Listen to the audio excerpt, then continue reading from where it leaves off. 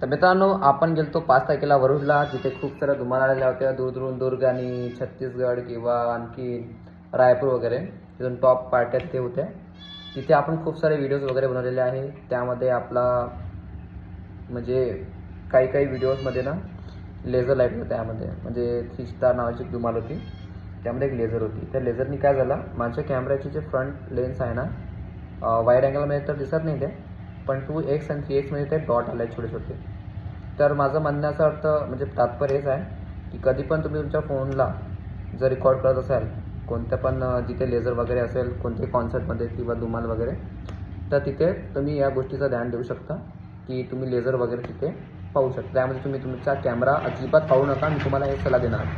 आणि सर्वात जास्त हा व्हिडिओ आयफोन युजर्ससाठी आहे. ठीक आहे, अँड्रॉइड तर ठीक आहे, पण भाई आयफोनसाठी खूप बेकार आहे. आयफोन झाला किंवा अदर DSLR कॅमेराज वगैरे, तर यांची वाट लागू शकते बाई. माझी लागलेली आहे, तर सांगत आहे मी तुम्हाला. भेटू नेक्स्ट व्हिडिओसोबत. धन्यवाद.